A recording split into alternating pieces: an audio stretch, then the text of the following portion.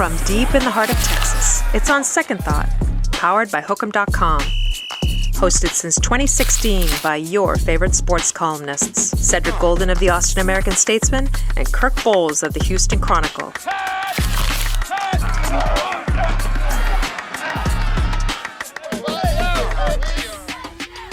Let's do it, fellas.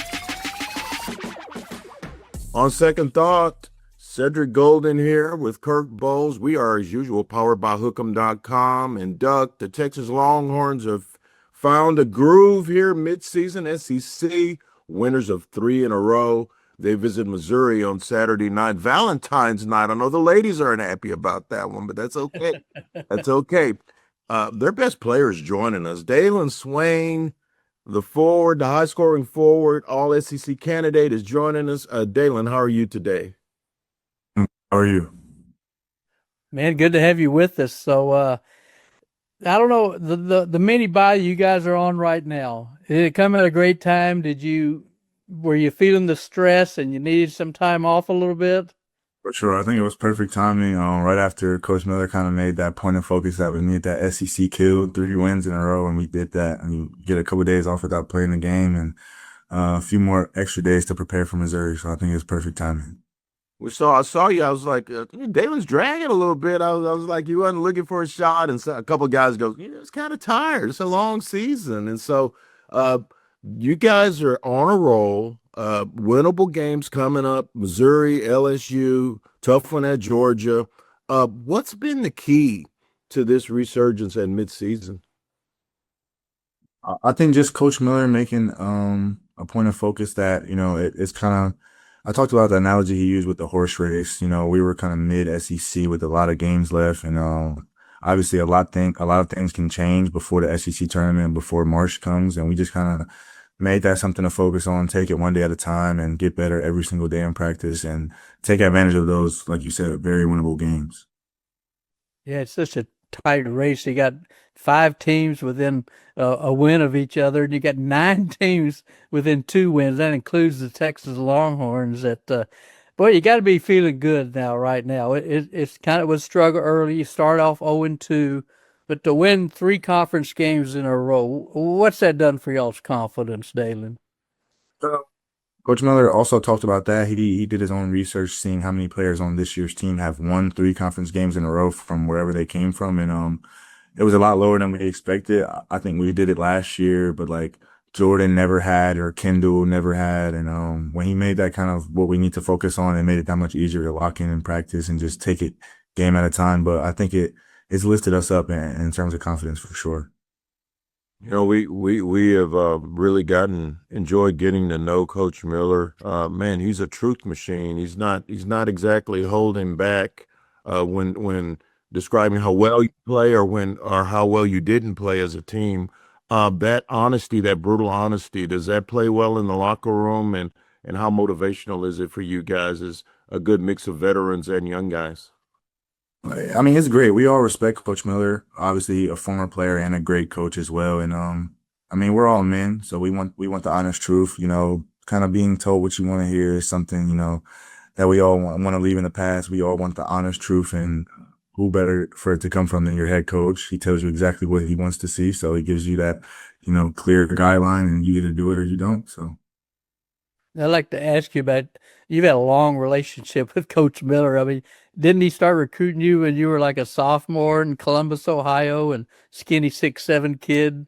You remember back that far? For sure, yeah. He came and visited me in high school a few times, and he's the same guy that he is now, honest. And that's the biggest thing that I respected about him, obviously, other than his former playing career himself, but he's just always honest, and that was a big part of my recruiting. You got thrown in the fire too. Go ahead, Sid. No, you go ahead. No, I was gonna say, you got thrown in the fire your freshman year, Xavier, too. Did you not? That make you kind of grow up faster? Definitely. Coming in, I mean, I was recruited pretty well, but going into Xavier, they had just coming off a Sweet 16 year. They had a really good roster, and obviously, unfortunate injuries happened. But I mean, it was more of an opportunity for me, and Coach Miller made sure that I knew that, and he made sure from the first day of summer to the first day of the season to be really locked in because my opportunity it will be much bigger than I expected, than he expected. And I think it made me grow up faster, which is a great thing. So I got two questions for you. Who's the best player to come out of Columbus Afrocentric early college, you or Jordan Horston, who's doing it up for the Seattle Storm? And number two, is it really true that you played tennis in high school? There were no lobs coming your way if you were playing tennis. right. For the first one, I would definitely give her the nod. And she's made her dream come true. She was Team USA MVP, #1 player in the country. You know, she did a lot greater things than I have. But yeah, and then I definitely played tennis in high school. That's for sure true, and I loved it, honestly. Do you follow the sport? Do you watch tennis at all? Not as much as I did when I was playing, but I follow a little bit more than people might think. Who's your favorite Do you have player? a big serve? I see. Honestly, I wasn't the best with my serve, but you know, like you said, covering ground, there was no comparison. Who's your favorite player if you have one? Honestly, don't have one. I mean, it's a basic answer to say Yeah. Serena or Venus. Just Hey, yeah, Venus is coming to Austin. Just so you know, she'll be here in a week. They're playing. She's playing the ATX Open. I'm going to get to talk to her. So, if I'll tell her Dailyn Swain said hi. sure. Let her know we could set up some lessons maybe if I want to get back into tennis.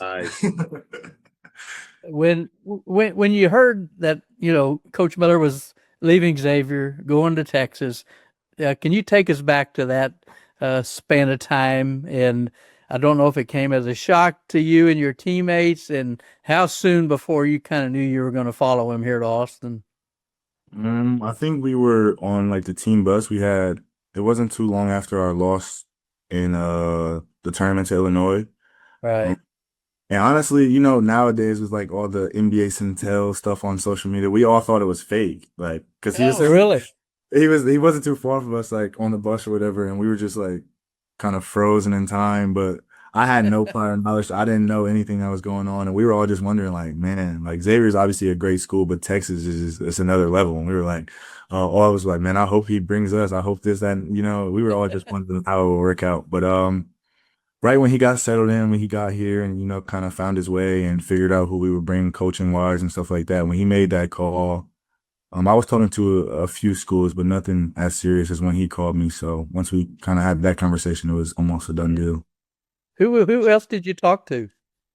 Kentucky, Auburn, Arkansas, a lot of other SEC schools, really. Wow. Man, I'm sure somebody on that bus was like, we just beat those suckers. Why you It's like a picture of Coach Miller high-fiving Trey Johnson after he hit a tough shot, and it was like that was the picture that they used after we beat him. Yeah, and then once he got the job, it was crazy. Yeah, that was Trey going, hey, I know you're coming, but I gotta go. I missed you by a year. I'm sorry about that.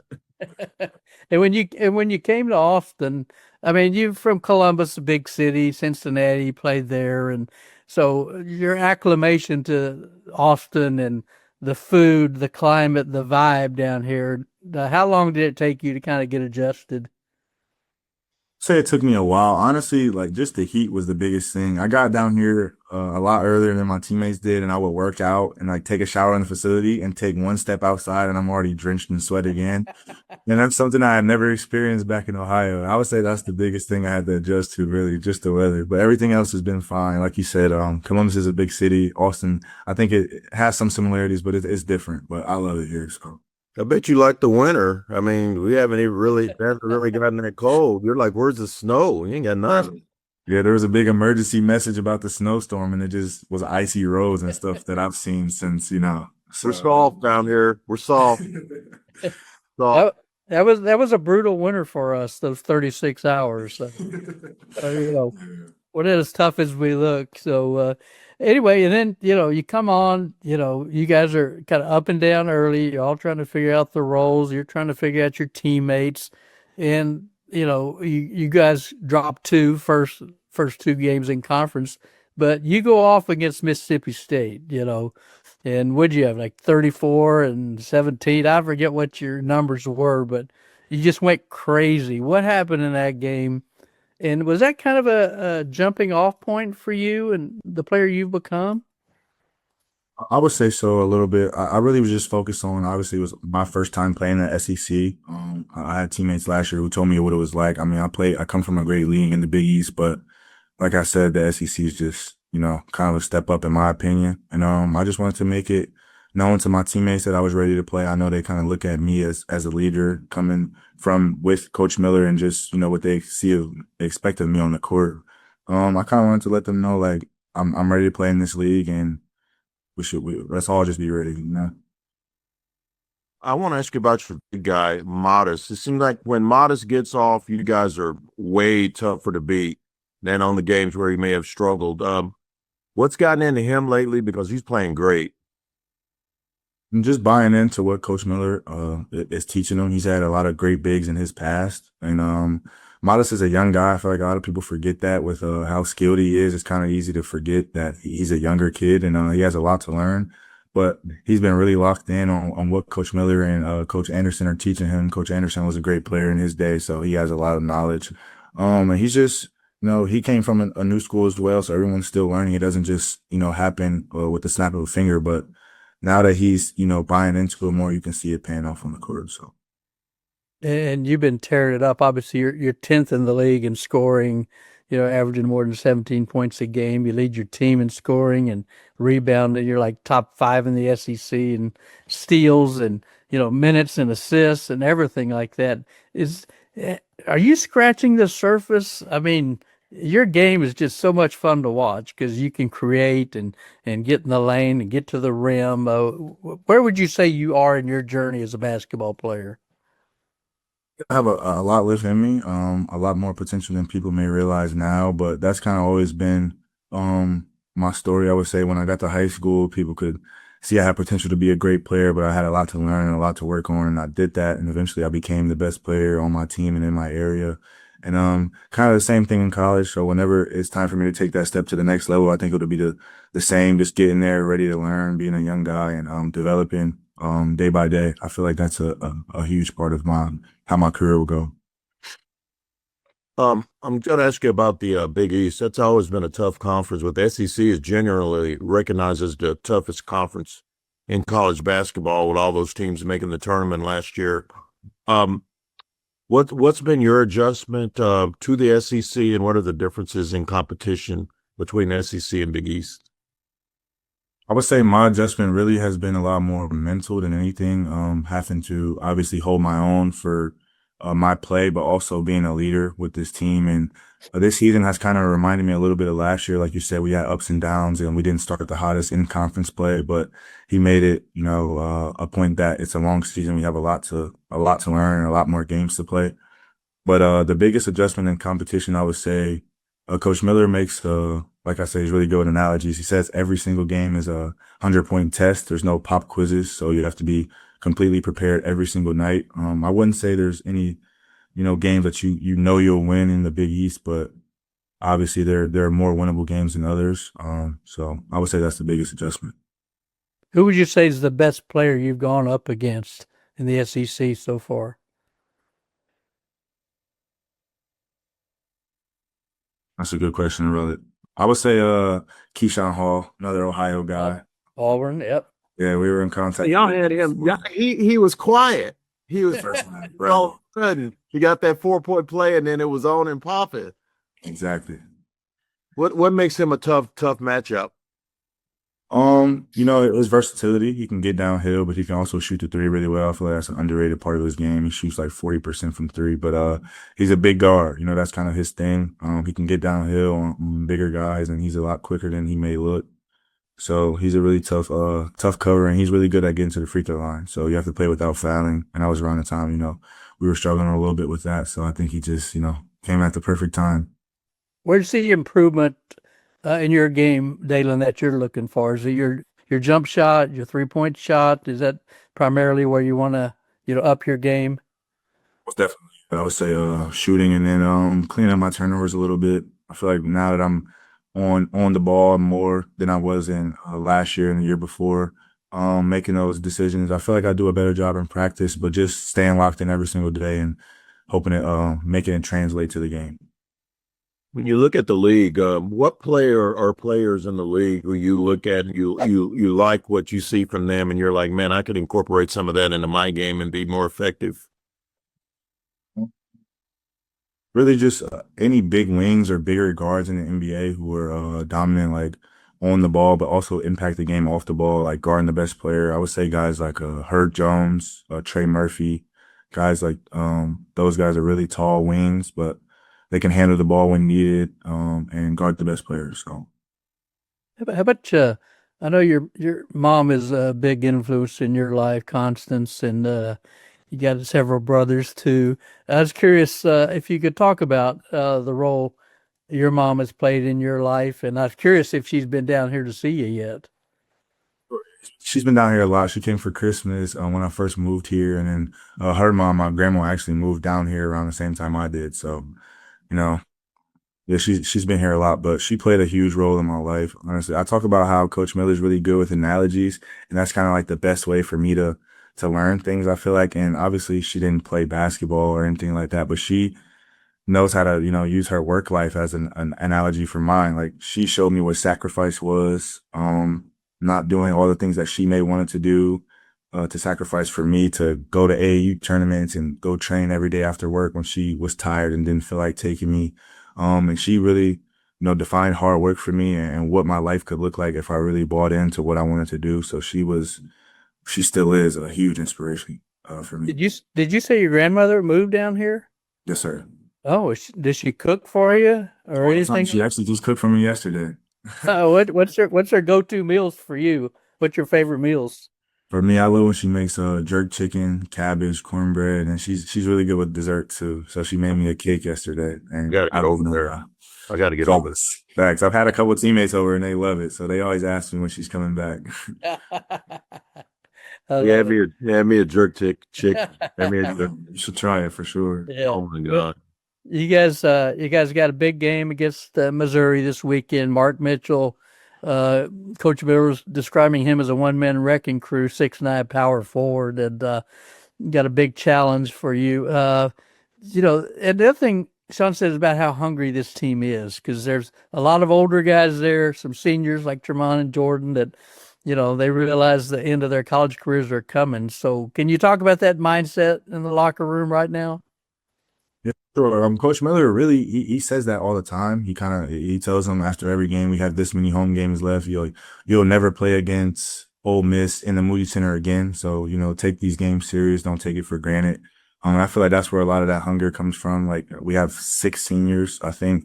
So with them being like leaders and then me as well being the junior, just kind of illustrate that we shouldn't take anything for granted, because my freshman year, it went by like this, and then my sophomore year as well. And I wish all the time that I could go back and, play again with all the things that I know now or the things that I've experienced. But, you never get those chances again. So I'm just trying to make that clear to my teammates to not take anything for granted. Are you coming back? Can we count on you another year? You always question that they're not going to answer. I just You don't know. You don't know. Dailyn's an honest guy. Yeah. Go ahead and tell him, Dailyn. Yeah, Amelia, go ahead and tell him. So are you coming back? Okay. I'm not sure really. I'm just focused on winning the next game that we have on Saturday. Obviously the NBA is a dream for me. It has been since I was a kid. And if it happens to go that way for me to go this year, then, we'll figure that out. But right now I'm just focused on Saturday. We're going to miss him, Kirk, but you know what? Let's enjoy him while he's here. We are enjoying him. He's a star. He is. He's getting better. How important is it for you guys to just have fun down the stretch? Because I see a lot of joy coming out of these last 3 wins. You guys seem to be really supporting each other. Super important. Obviously, winning is the most fun thing in the world, if you ask me. So I feel like that contributes to a lot. But the main thing is really we know the recipe to winning games. Being locked in practice every day, buying into the scout, just doing those extra things and give us that little advantage to win. And when we start winning and having the success that we've had, we just have to be able to stick to that recipe. Not kind of have too much fun, don't get too high and get too low. I feel like that's a big point, some great advice, and I think we're doing a pretty good job of that. Well, I'm telling you, you're a fun watch, and the whole team is playing well, and we wish you a whole lot of success. And you are first team All SEC in our book, and you're just I wish you continued success. And thanks for joining us, Dailyn. Good luck this weekend. Thank you for having me. You bet. Take care, buddy. Look, what a great conversation with an emerging star, and they need that. I know that Trayvon Mark and Jordan Pope are the OGs on that team, but they needed this young kid to be as good as Sean Miller believed him to be when he brought him aboard. He's been the focal point, and I don't know if any of us saw it come. When you and I were in Dayton watching them play Xavier, he stood out to me. I loved his athleticism. And Yeah, that was like you were saying, talking about him playing tennis. How many basketball players play tennis? Me, I did. Yeah, I did too. But I wasn't 6'8". we weren't basketball players starring in SEC either. So No, yeah, he's impressive. He's impressive. He got a really good personality, and he seems very grounded, enjoys where he is. So yeah, his star's definitely rising. Well, before we get out of here, I wanted to ask you about, Chris Del Conte had his town hall a week ago Wednesday, and a lot of topics. Ticket prices going up 7%. They lost money as a department last year, but they didn't get that full 60 million the SEC was doling out, or was it 72 million?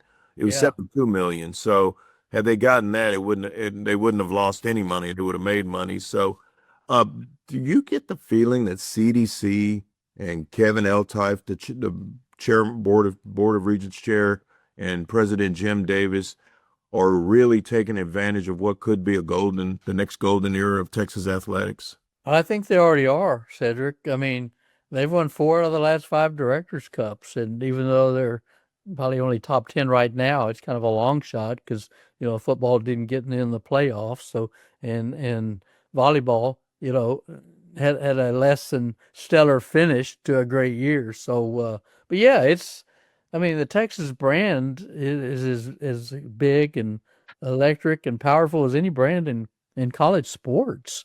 And the fact that, their 20 sports are just so well resourced. I mean, we've talked about the coaching level, how many elite coaches they have. I mean, they got the new soccer coach from UCLA, Bates. She's going to tear it up. And Marguerite and Mike White just won a national championship in softball, and they're off to a good start. So yeah, I think this is the real golden era. We talked about it in the 2000s, and baseball won a national championship and football won a national championship. We know baseball won too, sir. Right, and those are the 2 most important sports in Austin. I think we would agree. Are they, sir? Are they? Well, yeah, Chris has said you've got a soft spot for baseball, but no. Del Conte's told me that. That doesn't mean he's right. We're gonna get him on a podcast next week, and I'm coming after CDC on that one. I still think basketball is a bigger. No, come on. I'm talking with the fan base. It's a bigger sport, but Longhorn baseball, more Longhorns care about than men's basketball. But that has really improved because the Moody Center has been a jumping joint. How fun is the Moody Center? It really is rocking. Men and women. It's great. Both. Yeah, great atmosphere. I mean, every time a new coach comes in here, it's like, wow, this is my first time in Austin. And they love it. They love it. They go Brittany crazy. Brooks from Kentucky was like, man, what a great city. What a great Exactly. arena. I mean, you think about the Irwin Center and how sterile that place was, and just the lack of intimacy, and you just could never feel the crowd really there like you can at Moody. So, no, I'm right there with you. I think it is the golden era. You think the fans are going to be upset at the 7% price hike? Well, do you ever know a fan that is glad ticket prices go up? So, what can you do about it, though? You can't do anything if there's 11,000 people on the waiting list just clamoring to get into that. Well, yeah, you can do it. You don't have to pay it. Somebody else will pay it for you, though. I mean, cancel Vegas this summer and do a staycation. Do the kids really need to go to college? I mean, come on. I mean, there's always vocational school, But yeah, I mean, and they did announce they were freezing ticket prices for 3 years. The OU ticket was $250, which is a big chunk of change. But that's going to be frozen for 3 years as well. But and that speaks to just the climate we're in. Is that I would think it'd be fan fatigue because the schedules are getting bigger. The playoffs, you could have 4 games, and that's not counting a conference championship game. So you could have 5 extra games on a 12-game regular season. That's an NFL. That's more than an NFL regular It season. is. Yeah, It really is. So I don't know how these fans are ponying up the money, but I'm glad they do. Remember, Duck, we were in Atlanta at the airport, and we were talking to some fans, and they were like, "Man, it's tough to try to pay for all of these games," but they were there. I don't think many Oregon fans went when weren't they in the Beach Bowl playing Indiana? And I think a lot of fans, Cedric, pick and choose when the playoff. Like, well, I'm going to save my money. I mean, I've got Aggie friends that some were going to all the games, some were going. Well, I'm going to wait and see if they play Ohio State in the Cotton Bowl. That didn't work out too well, though. Yeah, they still got in there. They still got in there. Well, no, they lost to Miami, so it's more than Texas can say, right? Yeah, more than Texas. Real quick, baseball starting out. UC Davis on Friday, first of 3. The women tonight. Vanderbilt, Texas women, Michaela Blakes. Vic Schaefer, I've never seen a coach more broken after a win than Vic Schaefer after they beat, was it Kentucky by double digits? Right. Yeah, that was a struggle. I mean, they scored, I think it was like 23 points in the first quarter and like 25 the next 2. And, Madison Booker didn't shoot well, so I expected a big game against Vanderbilt for her. But, they got those twin guards that are terrors up there. And it'll be interesting to see how Rory and Madison try to shut them down. And speaking of baseball, I was out of availability this week, and Schloss has announced that Ruger Riojas is going to be a starting pitcher Friday night against UC Davis, and then Luke Harrison on Saturday, and Dylan Villanis going to start the Sunday rubber match. Let me tell you something. I like Ruger a lot. He's not going to be the Friday guy every Friday. No way. Who knows? No way. I'm surprised he's starting this Friday. I am too. But it's UC Davis, Doug. Yeah. It's UC Davis. If they are playing Aggie Friday, it wouldn't be Ruger.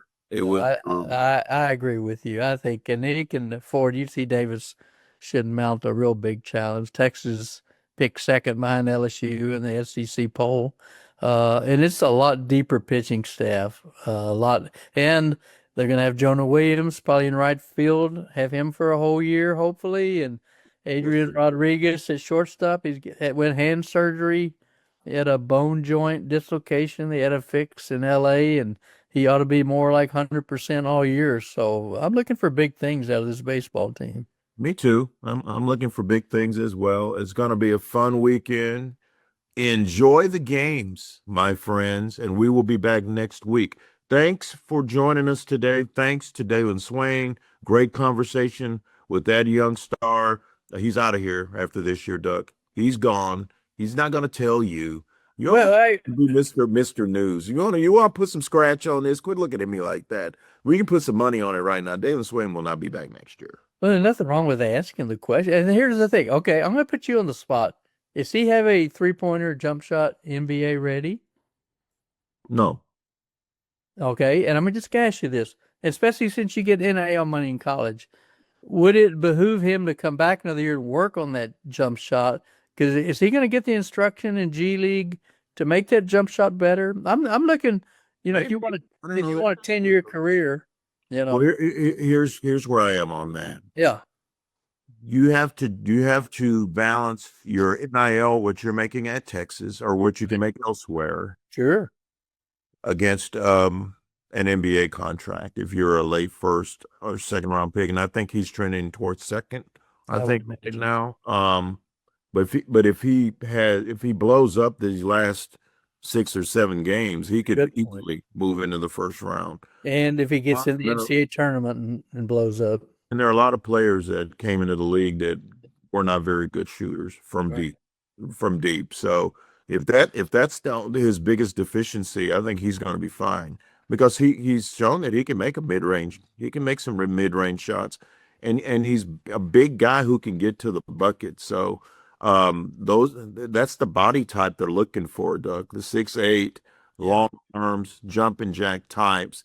The jumper is ugly, but it goes in. Well, he was 4 for 4 from 3 recently, so we know he can do it. And he's playing with a lot of confidence. He can handle the ball, and like you say, he gets in the paint. He doesn't shy away from contact. And I think he's only going to get better. So I do too. It won't shock me if he's gone. And if you want to put some money on it on the side, I know you're always gambling. I don't know why I'm always winning. I'm always winning. It's not gambling if you're winning, I guess, right? Well, if I'm gambling against you, I'm always winning, sir. I'm always winning. So thanks for joining us, guys.